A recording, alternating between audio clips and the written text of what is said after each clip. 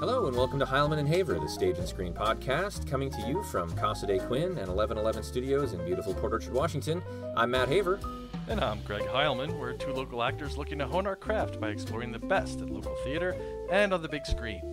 Each week we bring you entertainment news and views, celebrate classic Hollywood, enjoy cocktails with a Tinseltown twist, interview talented local actors and directors, and chat with industry experts from LA to the UK. Today is Friday, October 29th. Welcome to episode 49. This week on H&H, we're exploring two of our favorite subjects, another H&H, Hollywood and history. Specifically World War II history with IndieWire managing editor, journalist, commentator, and author Christian Blauvelt. Christian's new book from Turner Classic Movies, Hollywood Victory, The Movies, Stars, and Stories of World War II was just released by Running Press, and he joins us in just a few moments. And we've sure enjoyed making so many new friends from TCM and want to say thank you to all of our local friends who came out for Movies of the Decade last Saturday at the historic Roxy Theater for Moulin Rouge. It was our friend Jeremy Arnold's last introduction for the series, but have no fear. You'll be able to have another chance to hear from Jeremy, this time in person, in just a couple of months at the Roxy's holiday event, A Classic Christmas. That's right. Saturday, December 18th, Jeremy will join us at the Roxy for a one-of-a-kind roundtable discussion before It's a Wonderful Life hits the Roxy big screen.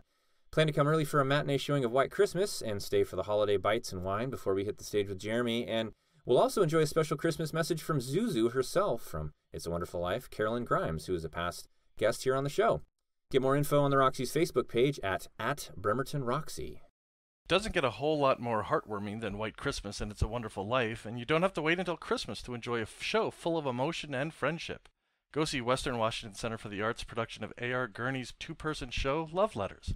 Love Letters, directed by our friend Dan Estes, is a nuanced examination of shared nostalgia, missed opportunities, and deep closeness between two friends, Andy and Melissa, over the course of 50 years.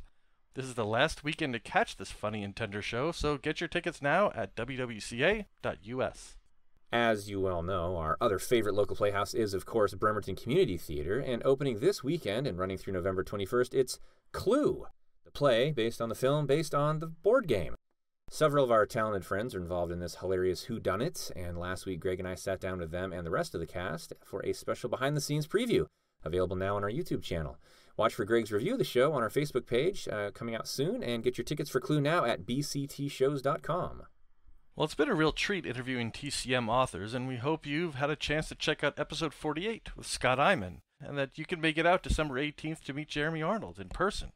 You know, it's interesting. It's a Wonderful Life was released in 1946, just 1 year after World War II ended, and celebrated wartime heroism and hometown sacrifice.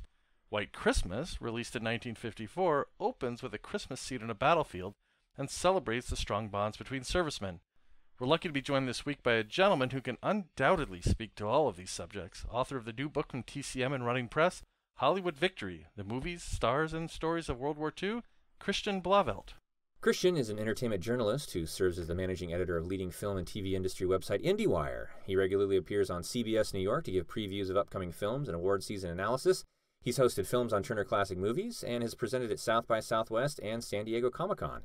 Along with Hollywood Victory, Christian is the author of 9 other books, including Star Wars Made Easy and Cinematic Cities, New York. And he joins us from his home in St. Petersburg, Florida. Welcome to the show, Christian. Welcome. Oh, it is so great to be here. Thank you so much for having me.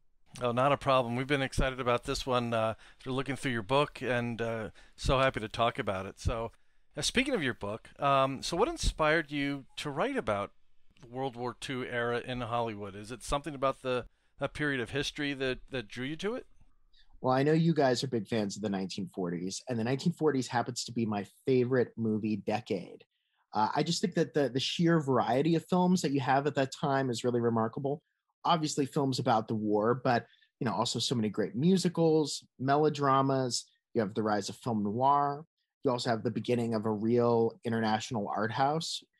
After the war, films from Italy and Japan really starting to make a splash in the U.S. And so the sheer variety is something that I always loved about those films. But then beyond that, you just have the most incredible story in not just World War II, but in Hollywood's role within World War II, which has been told in bits and pieces over the years.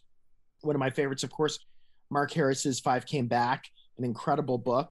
But, I felt like there was a lot to be told about that time other than what Mark Harris told in that book, and about the Hollywood canteen, and about some of what the actors and movie stars were doing during that time. Some who risked life and limb, actually in uniform. Some who died, like Carol Lombard and Leslie Howard. And truly, the thing with World War II is that there are just infinite stories that you can tell. Like you think that you've heard it all with World War II. No. There's always more. And even with Hollywood's place in it, that is the case. Yeah, because it's not just the war; it's everything that went on the home front, and it's something that, like you said, it's a lot more complex than you would think. It's so true. No question about it.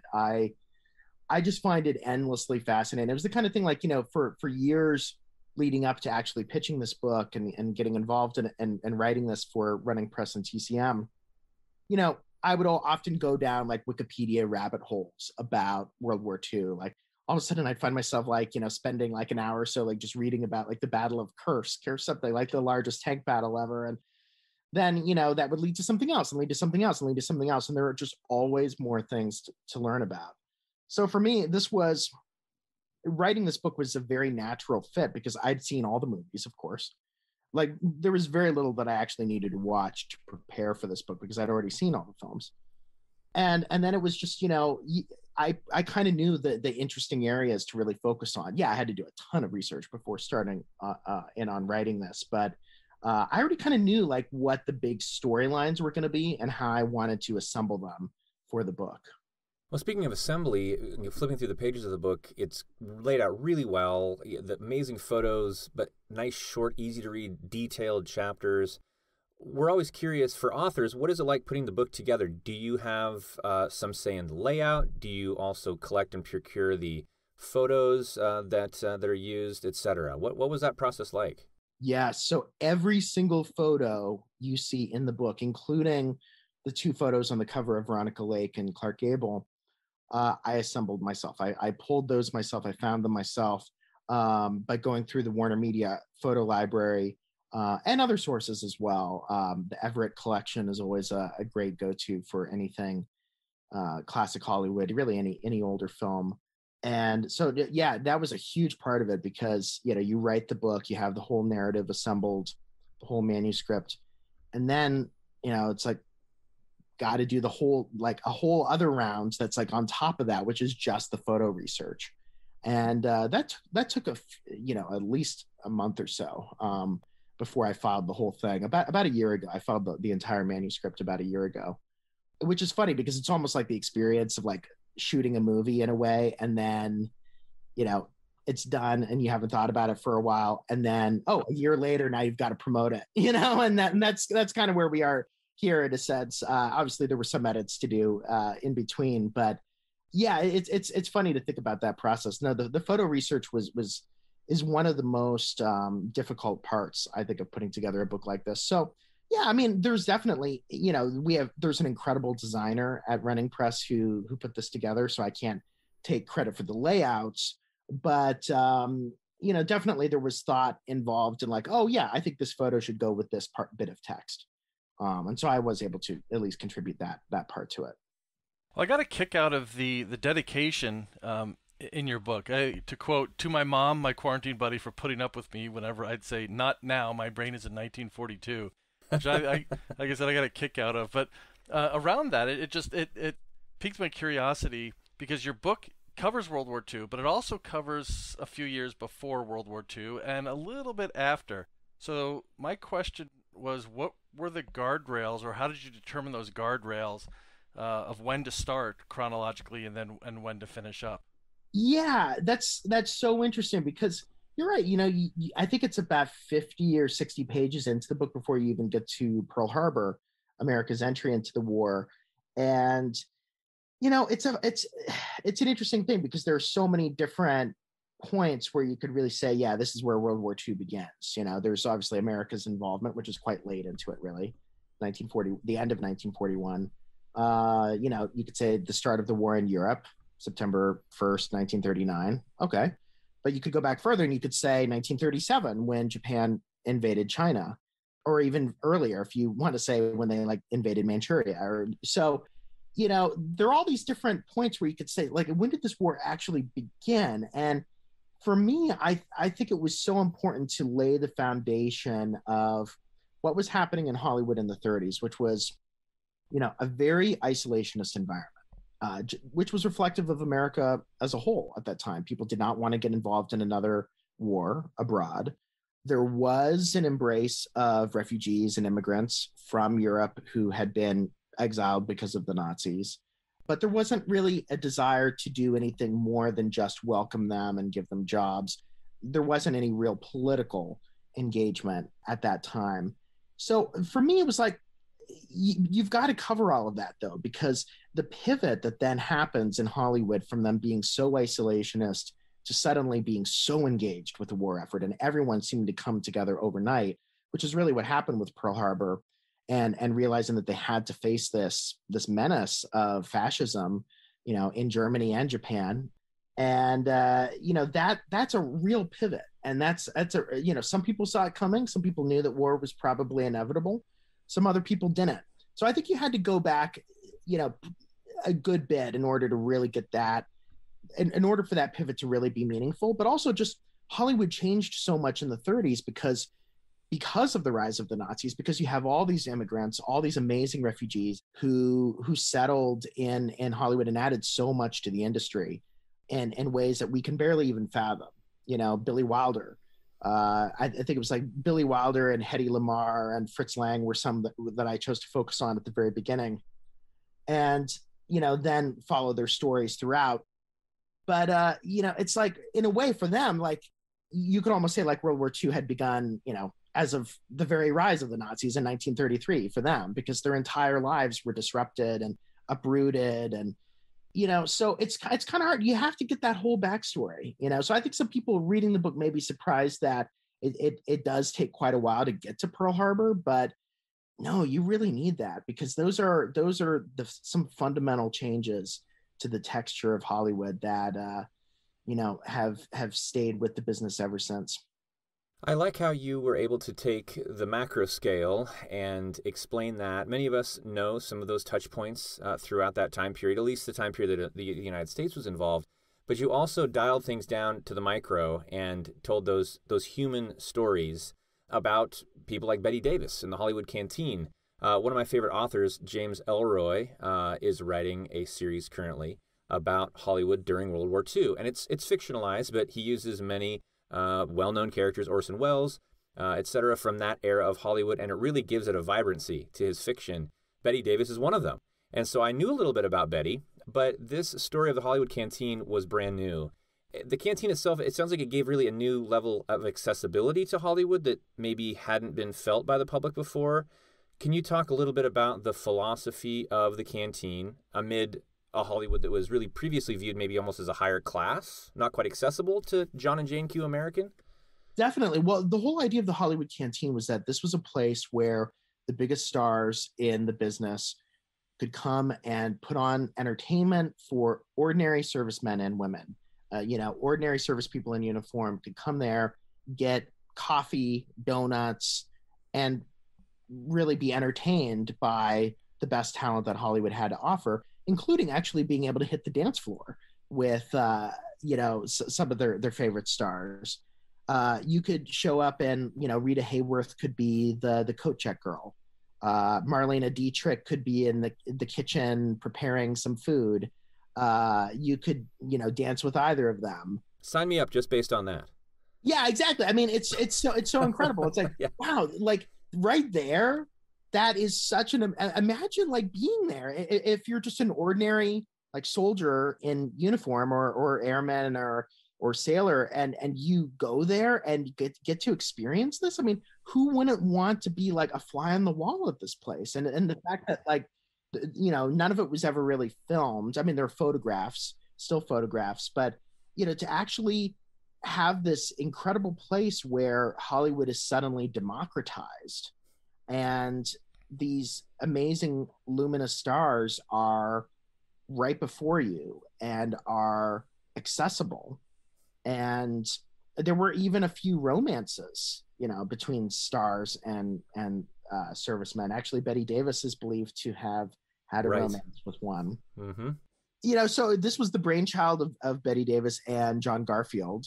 And it's one of those things that's so kind of mythical and magical. It's like, it's hard to believe that it almost existed in a way. There was a movie version. There was like a movie called Hollywood Canteen that was about this, that Warner Brothers released in 1944. Delmer Daves directed, and it's a pretty good movie. It's a Warner Brothers film, so it's like basically only Warner Brothers talent on display, which would not have been the case at the actual canteen. Like, they would have had like a Warner Brothers night like on Tuesday, and then it would be an RKO Starlit night on Thursday or something like that. They would have, all of the studios would have been involved. So in a way, the real thing was even greater than what was presented in the movie. But it's there'd never been anything quite like that before, because I think, yeah, you're right. The stars had always been held at a bit of a remove. And in a way, that's sort of the beginning of this idea of collapsing the hierarchies, between us and them. And that, would continue to collapse over time until you get social media. And now, your favorite stars, just like, and at reply, away. So it's a really formative moment, I think. And I think it's one that's weirdly still been under discussed, because I think it is such a special thing that existed. Well, you mentioned the unity that happened after Pearl Harbor, and this is an example of Hollywood and the war effort kind of in support of each other. It's such a different environment than it is now. Disney, for example, would basically make propaganda or how-to films, and so with the other studios, everything was kind of positive about the war effort. Was that how Hollywood generally felt about the war effort? Were they generally in support of it, or was that something that was planned or directed by maybe the government? Well, the government was involved to an extent. There were represented, like Nelson Pointer was like the head of the motion picture office of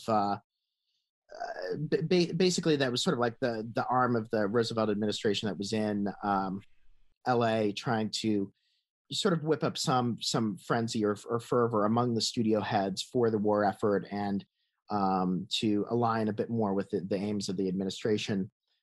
Nelson Pointer, actually, I mentioned that name specifically because he was the head of our newspaper here in St. Petersburg, the St. Petersburg Times, for many decades, which is now the Tampa Bay Times. But he, so there was an element of that, but I can't say that there are any real cases of people pushing back and thinking, oh, I don't want to just do something that's like propaganda for the government. I think there was a real feeling, almost, truly unanimous. I'm racking my brain to see if there was any kind of dissenting voice, but I think everyone just felt that, the Nazis and Imperial Japan, let alone fascist Italy, just had to be fought, no matter what. They had to be toppled. They had to be defeated. And so there really wasn't, any real pushback to any of this. There had been, in the 30s, some people in Hollywood who either acquiesced to these kind of fascist powers. In the 30s, there was like the Nazi Germany had a consul in LA, a guy named Georg Gisling, who actually did like advise on the treatments of movies and everything, and tried to present Germany in a more positive light. So people bought into that. I think there's like a shocking quote that I have where like Mary Pickford was like, Viva il Duce, Viva Fascismo, and all this. And it was like, really, she thought fascism was a good thing, and she thought Hitler was great. And over time, of course, I think anyone who kind of flirted with those ideas they were obviously proven wrong, of course, but it's like, I think they were convinced even as well, even if they had, held these ridiculous ideas. I think they even kind of knew this is terrible. I disavow this, this is a horrible thing. I mean, there's the famous story of like Capra briefly kind of flirting with Mussolini, or thinking that, Italian fascism was kind of a good thing. I think some of that is a little trumped up just to make him look bad. Also probably some anti-immigrant, anti-Italian sentiment there, directed specifically at him to, play that up a bit. But, but there's a famous story of like how Mussolini actually wanted Frank Capra to direct a movie about his life and all this. And I think maybe Capra considered it a little bit, but once he studied fascism closer, he realized that this is not something he wanted to be involved with. And of course, then he became one of the greatest proponents of Hollywood's involvement in the U.S. war effort. So, whatever had gone on there in the 30s, I think was totally washed away. But yeah, I mean, during the war years itself, I mean, Hollywood was like completely on board with this, completely on board. I think that's reflective of America at large. You don't really hear about many pacifists during World War II. You don't really hear about people, like there was no real peace movement in the U.S. like saying we shouldn't get involved in this, we should withdraw or whatever. No, it was like the feeling was there needs to be like total victory, and then we'll have peace. And so I think in that regard, Hollywood was very reflective of the country as a whole. Was there anybody in Hollywood speaking out against things like, for example, the internment of the Japanese Americans? It's one thing to be pro-war or pro the cause, and it's another to, but what about this? Were there any voices like that at the time, or were they pretty unanimous? American could do no wrong during that period.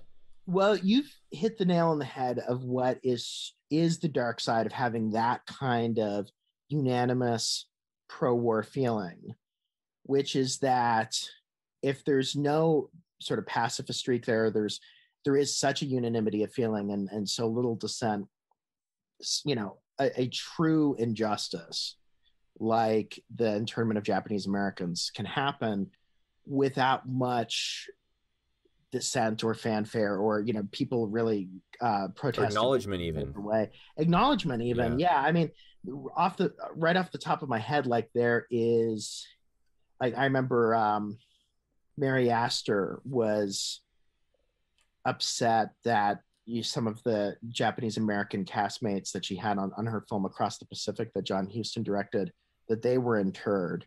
But there is almost kind of the undercurrent to that it's like she's just upset that it like delayed the production of the movie, not necessarily that she was like protesting their actual internment.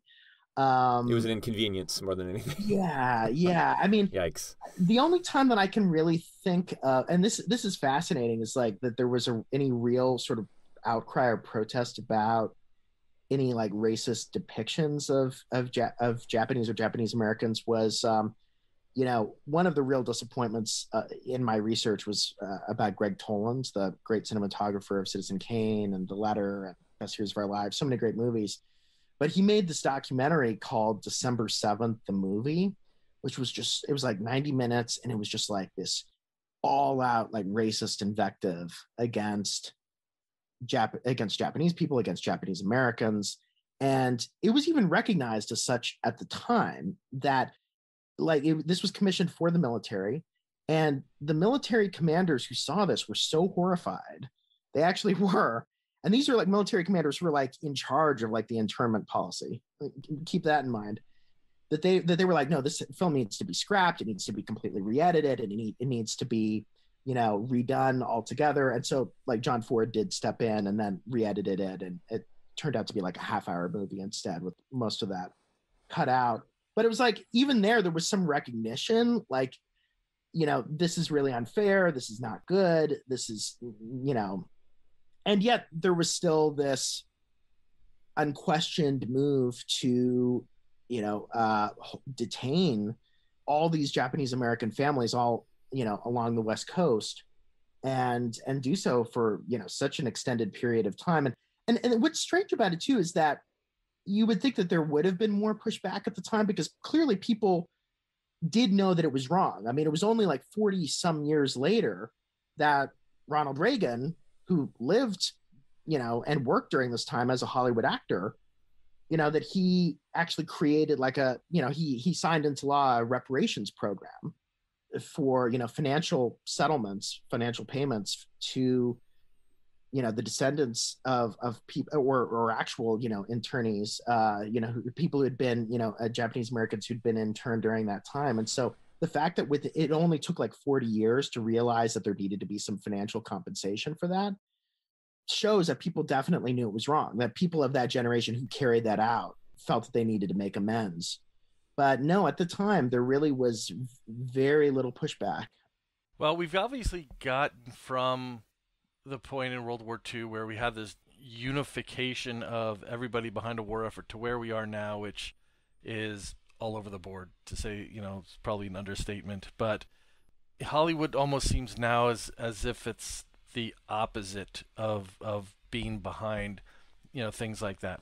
But how did that transition happen? I know you talk in your book about Rita Hayworth not wanting her picture on the atom bomb, and then you have blacklists and you have things like that. Was it a gradual process of things just happening that kind of disintegrated that lockstep that Hollywood had with national policy? You could almost argue that the World War II years were kind of the exception that proved the rule in a way, and that in the years leading up to Hollywood's involvement in the war effort, Washington had various investigations into things that were happening in Hollywood. There was like the Dees Committee. There was, like the early House Un-American Activities Committee. There was this like Richard Nye, the senator from North Dakota, who always wanted to, have these kind of like investigations into Hollywood. And I think that, there was some of the stuff that happened after the war with the blacklisting and everything was happening in the 30s. So at that time, I think maybe there had been even an initial feeling on the part of some in Hollywood that throwing themselves so energetically into the war effort could be a way to prove their patriotism if they had been suspected of communism or any kind of leftist ties during the 30s that had brought some suspicion upon them. In the case of like James Cagney, that was absolutely the case. Like he had appeared on a list of suspected communists in the 30s. And so he knew, I've got to make I think he actually said, I got to make the most goddamn patriotic movie ever made. And so he made Yankee Doodle Dandy, which tied in perfectly with the war effort. He even plays FDR at the end. And so there was an element of that I feel like that, in a way, it's like after the war after the war ended, it's sort of like it reverted kind of to the way it had been in the 30s, with Washington being very suspicious of Hollywood, there being a degree of witch hunts. In the 30s, I mean, like there was such anti-communist fervor about Hollywood that there was even I remember there was some list on which Shirley Temple, as like a 10-year-old, appeared as a suspected communist. And there was some investigation into this, and it was like, did she have like some connection to communists in like Finland or something? There was some weird thing. And so like the Finnish government had to respond and be like, you're crazy. Like you're crazy. Like this girl, Shirley Temple, along with your mouse is your greatest export and all this. And so it's like a lot of the stuff that happened, with the blacklist and everything after the war had kind of been there beforehand. It had just been tabled. As time went on, then it became more of just a generational thing. Certainly once the Vietnam War started, there was an old guard in Hollywood that was very conservative. And then, the younger generation, which was not. And that dynamic played out, I think, almost until very recently.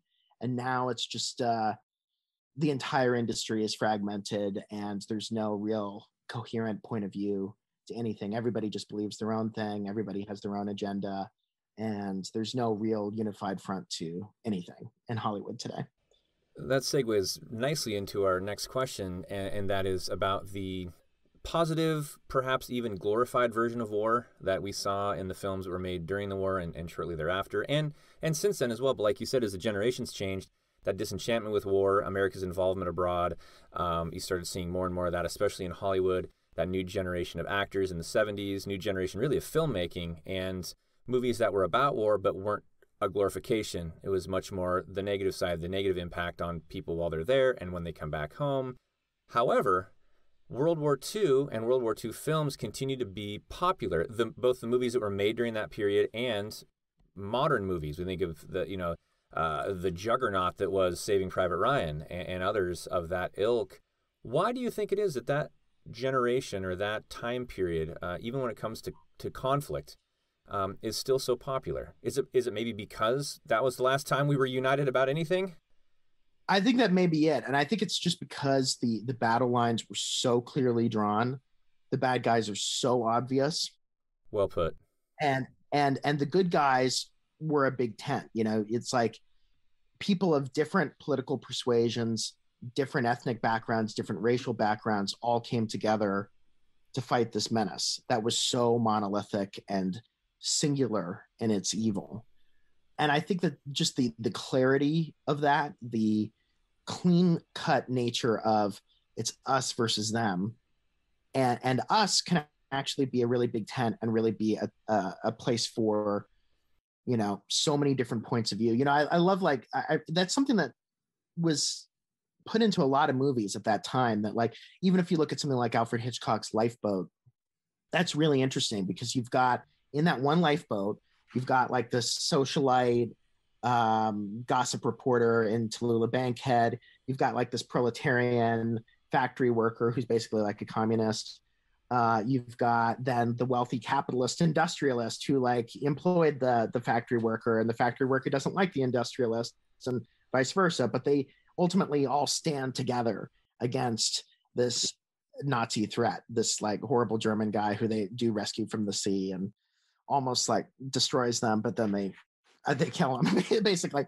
But you know, I think there's a clarity to that time that we don't have now, because everything is so much more unclear. Everything is so muddy. Everything is so, you know, what's right, what's wrong, what's even real, you know, what's even true.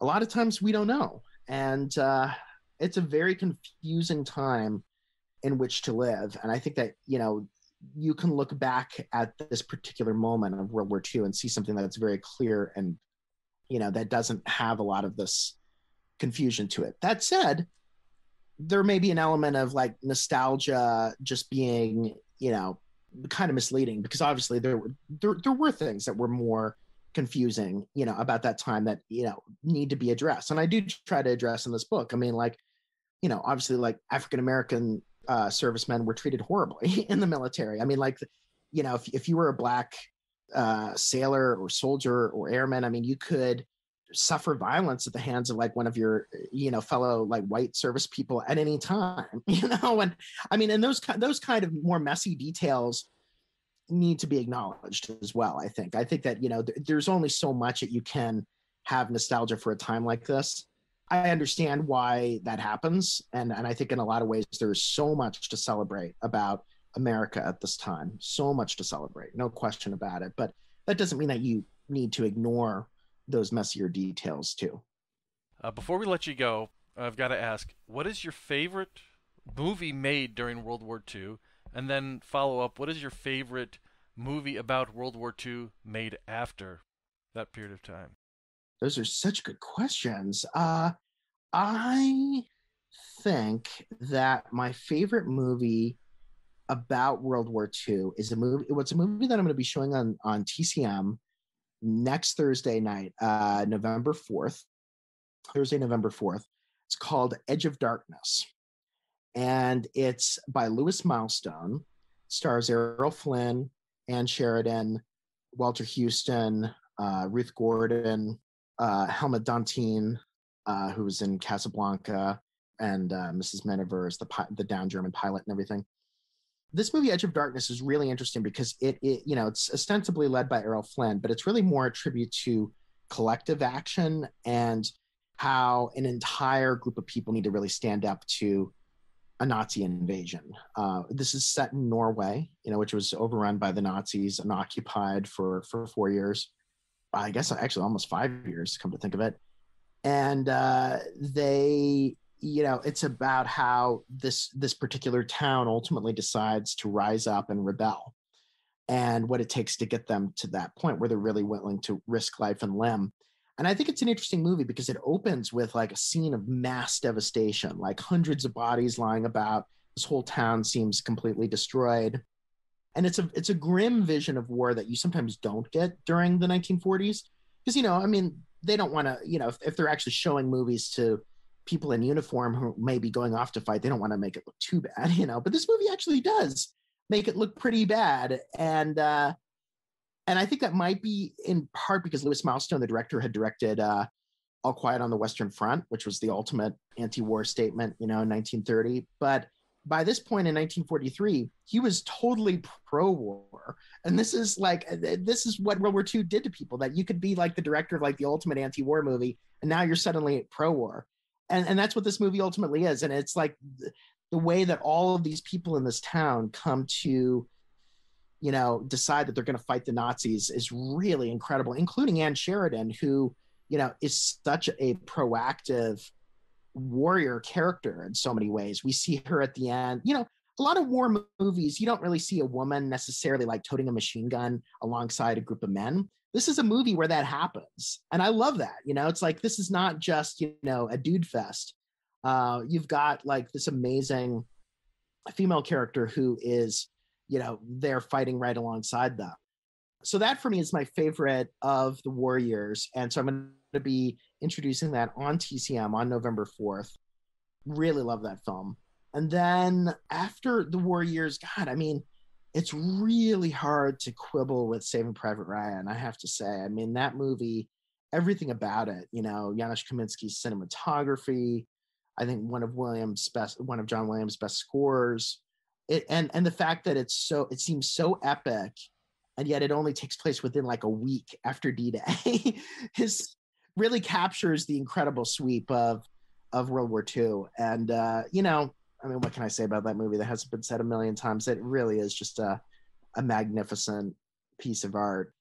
But you know, I'm excited to see the stories that will continue to be made. I mean, there are endless stories to mine from World War II. When you think you've heard it all, there is always more to learn about World War II. Bringing it all back around to what you said earlier about it being such a complex time.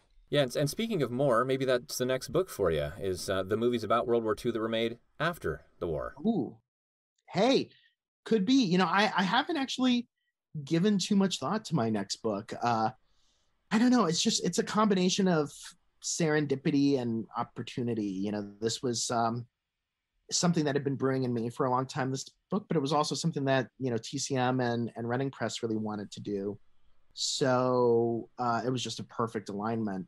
But yeah, we'll have to see. You know, I love, you know, the way that I wrote this book. It was almost like written in a way, kind of like a screenplay. Like, you know, I'll introduce certain people I'll consider almost like as characters up front. Like, you know, we'll have Hedy Lamarr introduced in the first chapter or whatever.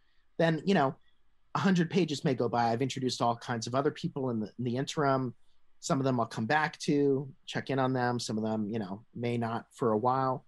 And then, you know, we'll check in on Hedy Lamarr again. Almost like writing like an ensemble screenplay. You know, it was like, that was like kind of what I was trying to do for this, like really tell a sweeping story in a lot of ways. And that would be what I'd want to do for my next book for sure. You know, do something that really delves into these personalities, makes it personal, talking about huge things, but like, you know, getting those personal details in there, like about, you know, Billy Wilder hunched over his hot plate at the Chateau Marmont, or, you know, the little touches, the little things that, you know, people might have done at the Hollywood Canteen, or, you know, just really try to make it as personal and make these characters, make these people come to life as much as possible. That's whatever I do next. I want it to be something like that. Well, the book Hollywood Victory, the movies, stars, and stories of World War II, you succeed, my friend. And whatever the next project is, we would love to have you back on and talk about that one with you. And I would love to be back. You guys are great. Thank you so much. These questions were amazing. I love the concept of your show. Thank you for taking such an interest in this whole era. Well, thank you again to our guest, Christian Blauvelt. His new book, Hollywood Victory, The Movies, Stars, and Stories of World War II is available now in hardcover and on Kindle, and you can keep up with him on Twitter at CTBLAUVELT, CT Blauvelt, linked in the show notes. Also watch for him on November 4th on TCM. Join us next week, Friday, November 5th, when we'll be joined by one of Hollywood's busiest, most talented, and most passionate voice actors, Rob Paulsen. And if you enjoy the show, please make sure to follow us and share the podcast with a friend. Tell them to visit heilmanandhaver.com and tune in on Apple Podcasts, Amazon Audible, iHeartRadio, Spotify, and Pandora. Keep up with all our latest on Facebook, Twitter, and Instagram, and check out our special segments like In the Mix and Get to Know a Theater on YouTube. As always, thank you for supporting local theater and for joining us on Heilman and Haver.